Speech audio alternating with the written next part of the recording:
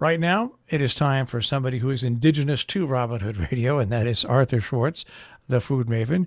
Of course, you can find Arthur here every Monday morning. We also have him up on our online site, which is robinhoodradio.com. Click on demand, click on Arthur Schwartz, the food maven, and we say Happy Indigenous Peoples Day and Columbus Day, Arthur.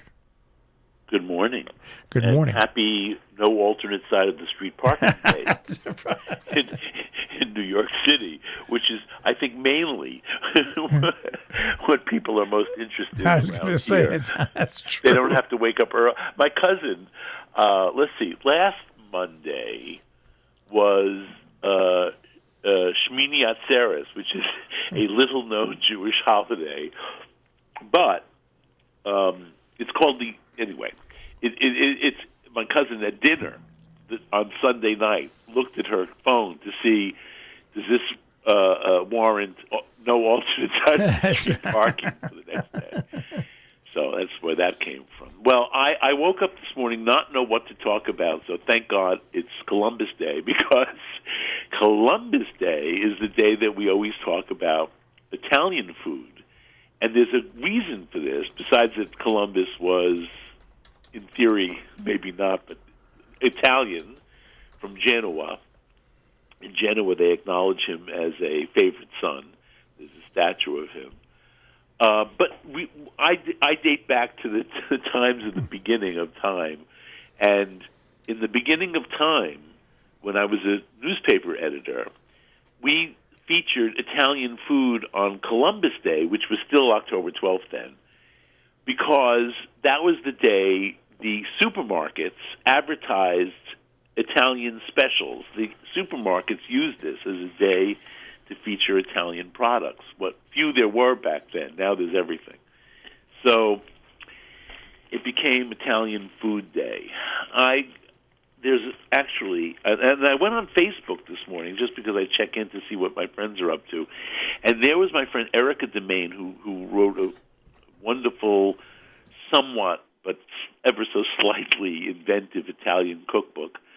She is Italian. She cooks real Italian food, but like every Italian home cook, she likes to tweak it in her way.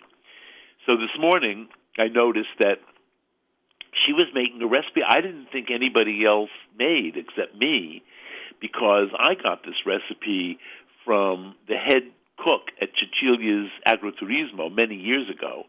She made this a lot at this time of the year because it's the squash time of year. It's pasta with butternut squash.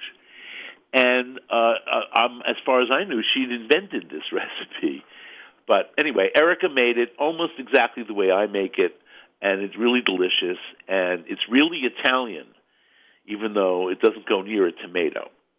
I have to say that because I'm on my way to New Orleans tomorrow, and there is a branch of Italian-American cooking that they have in Louisiana, which they call Creole Italian, which is going to be interesting to me, I think. And but looking at the menus of the couple of restaurants that feature this food, including one called, now I'm not going to remember the name, but it'll come to me. It's all tomato sauce, pretty much all tomato sauce. 'Cause I think that's the way Americans think of Italian food, but it's not true. I always like to say, in the South, yes, of course, they totally honor tomato sauce, and many people just eat tomato sauce, but in fact, they like mayonnaise and bechamel almost as much as they like tomato sauce. So there are a lot of recipes with white sauce with bechamel. I don't know of any pasta sauce with mayonnaise, but anyway. So this is a squash and pasta is something of course I think about as soon as the weather gets cool. Of course, yesterday it was 80-something degrees around here. So and tomorrow. Much squash. Tomorrow too? Yeah. Well, I'm headed towards 80s and humid in New Orleans, which is by far not my favorite weather, but you can never tell with the weather. I called the hotel that we're staying in, and the owner said it has been one hell of a hot summer for them down there. So they consider mid-80s. The weather has broken, and it's now fall. have to deal with that. But anyway, I want to give this recipe before I run out of any time because it is something that we love in my house. It is a great dish for company, depending on which pasta you use, because not every pasta is easy to serve for a crowd. But this is, if you make it with Cavatelli, the way Anna, who I learned the recipe from, makes it. Cavatelli is maybe my least favorite pasta shape. Okay, is that the unless they're extraordinary, they're too chewy and heavy for me. I say they because Cavatelli is a plural word. Right, and which ones are the? Cavatelli, they're curled. It's curled flour and water pasta. Right. Do they have the little twinks on the end? The small ones are called Cavatelli, but there are other names for longer ones. And I have a friend who's a chef in Avellino, and he always calls his four-finger. He likes to speak English. He says mine are four-finger Cavatelli because when you make the dough, you roll out a little rope, and these are. By the way, the trick, if you really want to try making Cavatelli, I did learn from a master, somebody whose Cavatelli I love, and I had to find out what he does. And the secret for him is boiling water. You have to have really asbestos hands because as soon as the water hits the flour and you stir it in, you have to start forming the pasta. But anyway, Tonino, my chef friend in Avellino, he rolls out I would say it's a 4-inch little rope, and he takes the last four fingers, not thumbs, the last four fingers of his hand, and you take that little rope and you push your fingers into the dough and you scrape it along the table so that it ends up being cupped. So you have a 4-inch long rope of pasta that now is thinned out because you've pressed it into the table, but also in a sort of canoe shape. But a single Cavatelli, the ones you can buy them frozen in supermarkets. Yeah, they were what I was picturing. And they're okay. Yeah. Most of them are okay. It's still not my favorite pasta. In any case, I don't make it with Cavatelli. You could also use Orecchiette, which is what my friend Erica does on Facebook. She demonstrates the recipe using Orecchiette, which is almost like Cavatelli, but shaped like a little ear. Pressed round. You know, they're little ears, Orecchiette. Yeah, and instead of little ears. I like it with, I must say, I like it with rigatoni, penne, ziti, any tubular pasta, even the one that is often labeled schiaffone, but in Naples and in the South, it's often called paccheri. Interesting word, paccheri. Paccheri in dialect means slaps. And it dawned on me one day that paccheri is related to pach, as in I'm patchking around, which means I'm slapping around aimlessly, or a pachentuchas, a slap on the backside. You know, it's a Yiddish word, pach. And in fact, the south of Italy was controlled by Austria, by the Habsburgs, for years. And some of their language, of the Austrian language, infiltrated the Italian and as did French and Spanish. So the southern dialect, the Neapolitan dialect language, is sprinkled with these words. Paccheri is the Neapolitan word for schiaffone, which also means slaps, but in Italian. In any case, they're very, very large tubes.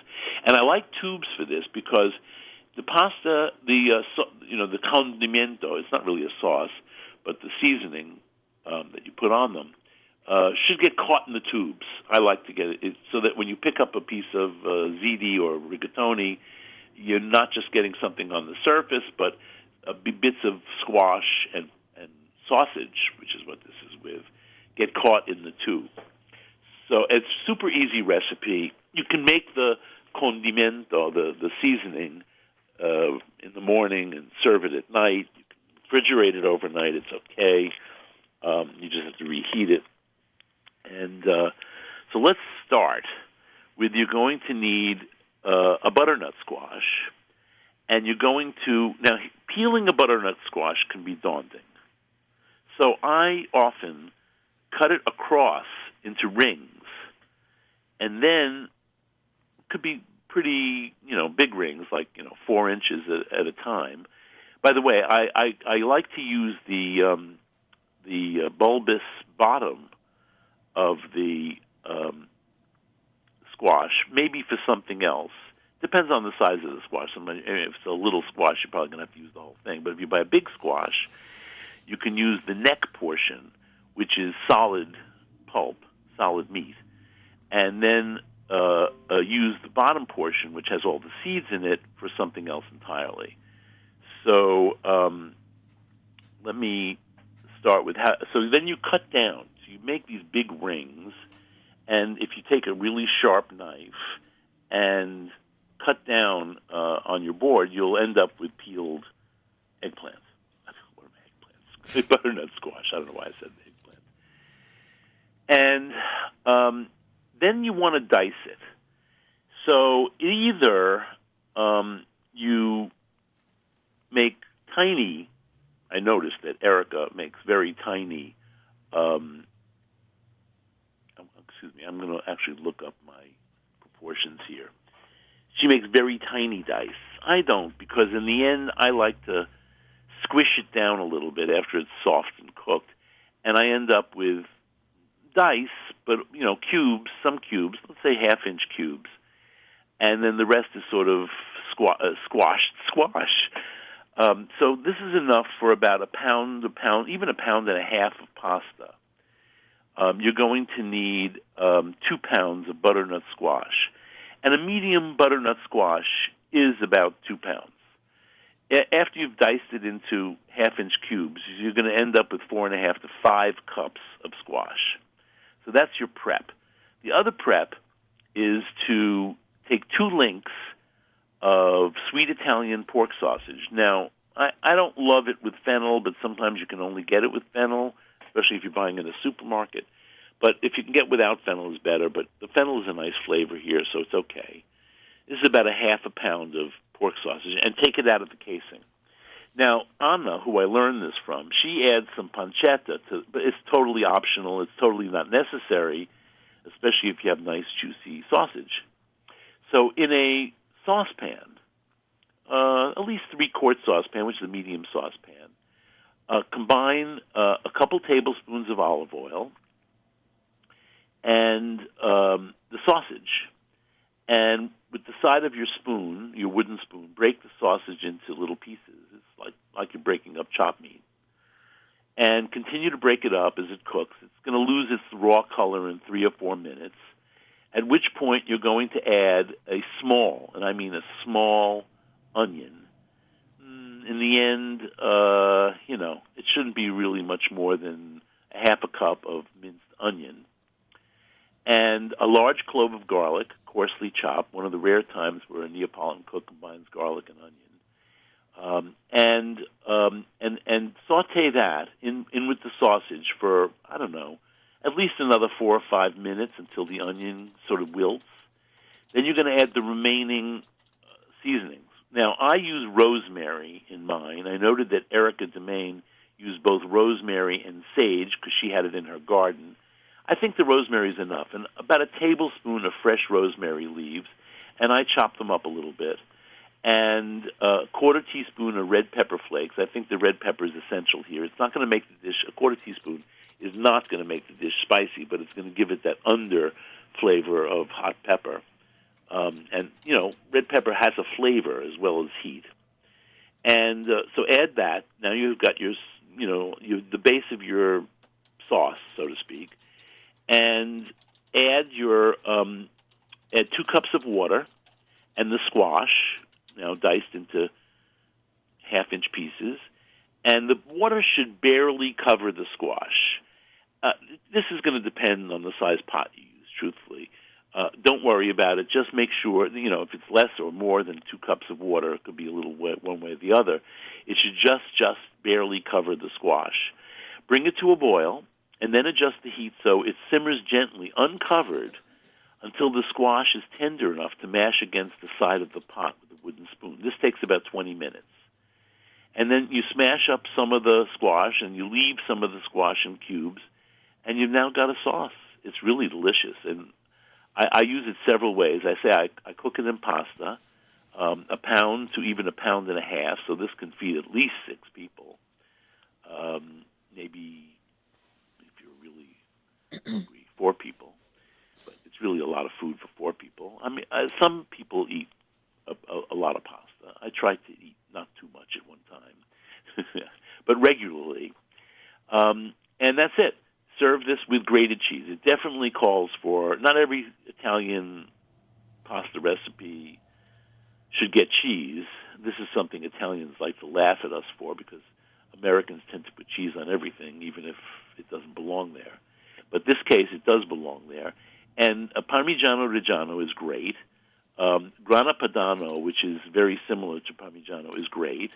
So is Pecorino. But for a change, you might want to use ricotta salata, which when it hits the hot pasta will become very creamy. I like that. So that's my dish for Columbus Day. And Erica, by the way, she likes to sometimes incorporate, she says on Facebook, she likes to incorporate the cheese into the dish. So you can, or you can put it on top. Either way. It's really good. Cavatelli or macaroni with butternut squash and sausage. Are you going to make this, Jane?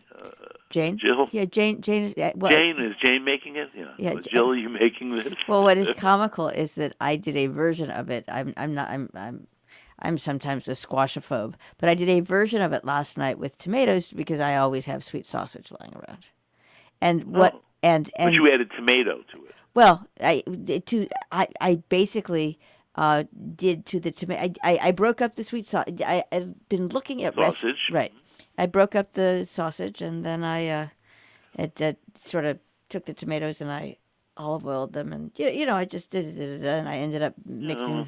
Italian cooks are very improvisatory. Is that a word? Improvisational. Improvisational. Yeah, and it's always. But what was fascinating to me as I watched the process of the improvisation is first I looked at recipes, and because this is how I do news, this is how I do everything. I look at it and go yuck, yuck, yuck. Oh, yuck, yuck. And then I took that sort of. There was an old recipe for sausage and white sauce, and I was like, what the heck? But all that was no tomato. Oh yes, so it was white. Right.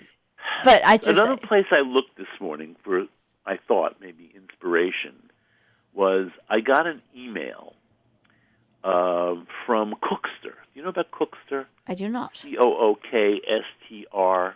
Cookster started out as a website that featured recipes, tested recipes from cookbooks that are acknowledged to be reliable. Let's put it that way. Publishers had to agree to allow Cookster to use recipes, and one of my publishers refused. So you won't find many of my recipes on Cookster. But I get email from them all the time, and in fact, my book Cooking in a Small Kitchen is which was just republished in a nice little edition after 40 years. Was published more or less by Cookster. I mean, it's a long story, but Cookster is now a division of, I guess it's Macmillan. And so anyway, I get this Cookster email this morning, 19 Italian recipes, and I look at it, and I would say, if I'm going to be generous here, half of them are really Italian. I thought the most egregious non-Italian Italian recipe here was actually from, what book is it from? It's from a Rocco di Spirito book. God, I haven't heard that name Flavor. For ages. Pardon me? I haven't heard Rocco's name for ages. Well, I saw him on TV recently. He's gotten a lot of facelifts or something. He's semi-unrecognizable. Okay. But they told me who he was, so I knew who it was. But this is the least Italian of all these. I mean, I shouldn't say of all, because I got disgusted and stopped looking at the recipes. It's orecchiette with a sauce of, well, I don't even want to go there. It's just like a mess. And then I love how he says in this introduction to the recipe, when I traveled to Pisa, I spent time with artisanal pasta makers. Watching them reminded me what an art form hand-shaped pasta is. And then he says, if you can buy or make fresh hand-shaped orecchiette. I guarantee you they were not making orecchiette in Pisa. This is not a Tuscan pasta at all. Maybe they were making pici, which is a similar, well, it's a dough. It's a flour water dough. Orecchiette is a really simple pasta, and its main home is Puglia, but it's made all over the South, or it's appreciated, I should say, all over the South. It's not made all over the South. Oh, I forgot to say one thing about my squash sauce, which is it's very good in rice. Yeah.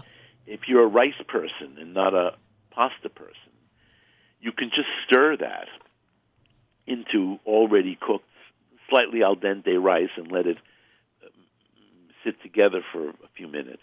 Or you can make a proper risotto, braised rice, Italian rice, and then stir that in at the end as the final flavoring and liquid for the rice. It's really, really good. And by the way, Anna at Cecilia's Farm does it that way sometimes too. So I'm pointing out Rocco Di Spirito's recipe only because what passes for Italian food in the U.S. is often not any relation at all to Italian food. And in fact, one of these people said something about, my recipe is really quick, unlike Italian recipes, which take forever. Not true. Not true at all. The reason I cook so much Italian food is that it's really easy and quick. And, Italians have better things to do. Even as much as they love to cook and eat, there are other things in life, and they know it. And so you don't want to spend unless you're having a big, festive party or something, No, and what I think is really fascinating, I was looking through some recipes at Cookster, and one of the most important, as it turns out, things for me cooking-wise were a couple of French village women who would spend about not very.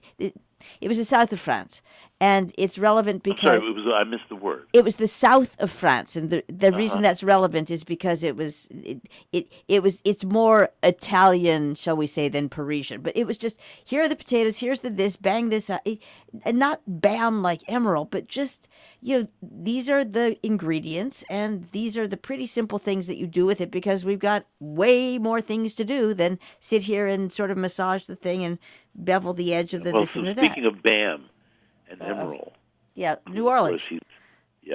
I happen to know the story behind Bam, and when early in his TV career, Emerald would be standing there demonstrating whatever he was demonstrating before nobody but a cameraman and a couple of other crew people.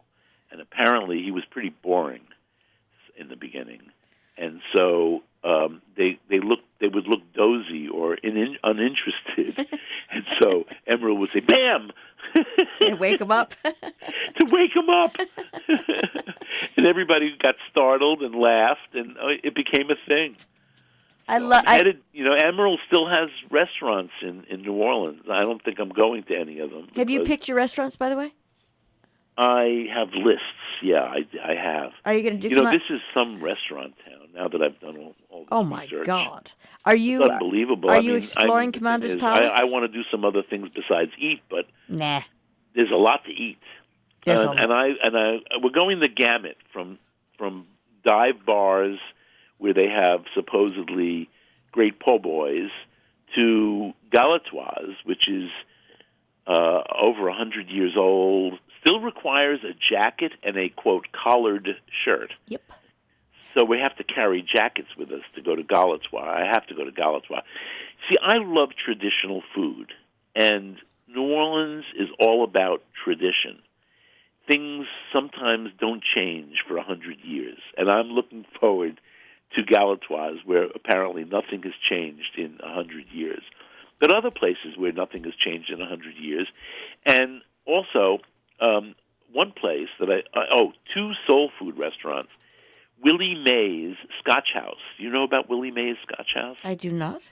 It's supposedly among the best fried chicken in the country. Okay.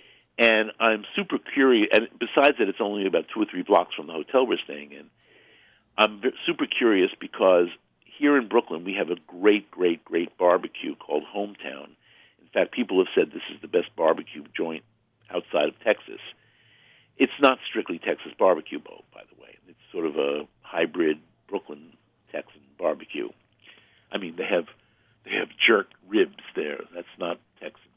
In any case, it's more Brooklyn. It's Jamaican. In any case, the owner of Hometown is opening another restaurant. We've been waiting for 2 years for this place. It's been under construction for 2 years. They've had all kinds of permit problems, and their expediter, the guy who was coordinating everything and with the permits, was arrested and sent to jail or something. I may be wrong about that, but he definitely was arrested and is gone. In any case, this place is now called a Hometown Tavern, and it's about to open any minute, and they're only going to have fried chicken, and the owner's inspiration was Willie Mae's in New Orleans, so I'm dying to go there. I just found out yesterday they close early tomorrow at 8 o'clock, maybe even earlier, and who knows what the weather, the airport, the flights are going to be. I'll make it, but since I'm so close, I'll go another time. And are you the other famous soul food restaurant in New Orleans is Dookie Chase, and Dookie herself, who's like close to 100 or 100 years old, is still alive and still apparently sits in the restaurant a lot. Are you going to go to Commander's Palace? I have to interrupt. Pardon me? Are you going to Commander's Palace? I'm not going to Commander's Palace because it's fusion food now. Ms. Ella just died. I know. I knew Ella Brennan, and I was just curious. and I went to Brennan's when she was still at Brennan's. You know, she and her family had a big fight, and she took over Commander's Palace, and the rest of the family took over Brennan's. Last time I was in New Orleans, I'm embarrassed to say, almost 50 years ago. Brennan's for breakfast was the thing, but I'm not going to do that either. I am going to Galatois. I asked my friends who live in New Orleans if they had a choice between Galatois and Commander's Palace, and they all agreed that Galatois was much more of an event. It was more interesting for me than yes. Well, you'll call me Monday, and we can link the radio show. I will be at a place called Inn at the Old Jail. Okay. My hotel. I was asked, do I want the bars on the windows or not? And I'm in Cell B. Well, enjoy Cell B. Yeah, well, I need to do a lot of walking in New Orleans because in between this food. Yeah, you're going to have to walk it off. I understand. You have to walk off every meal. All right. All right. Have a great trip. And so thank anyway, you so much. everybody have a great Columbus Day. Enjoy something Italian. And you should enjoy something Italian every week. I agree. I leave it at that. All right. Have a safe trip. Ciao, ciao. Arthur Schwartz, the Food Maven, here on Robin Hood Radio. Arthur Schwartz, the Food Maven from Hathaway Young, located on South Center Street in Millerton. Flawless catering and event planning, hathawayyoung.com. John Andrews Restaurant on the Hillsdale Road in South Egremont, 413-528-3467. On the web, jarestaurant.com. Rubiners Cheesemongers and Grocers on Main Street in Great Barrington, 413-528-0488, rubiners.com. In Hillsdale, New York, Hillsdale Home Chef with 2 beautiful teaching classes, and they've got classes to go in those cooking rooms. More information, 518-325-7000, hgshomechef.com. And Haven Cafe in Lenox, Massachusetts, offering quality food and excellent service. From a fresh cup of great coffee to healthy, delicious breakfast, or sit down with the dinner with a tasty, life-enhancing meal that you can take home. Also, they feature catering, supporting local organic farmers, environmentally conscious, and epicurious distributors, havencafebakery.com.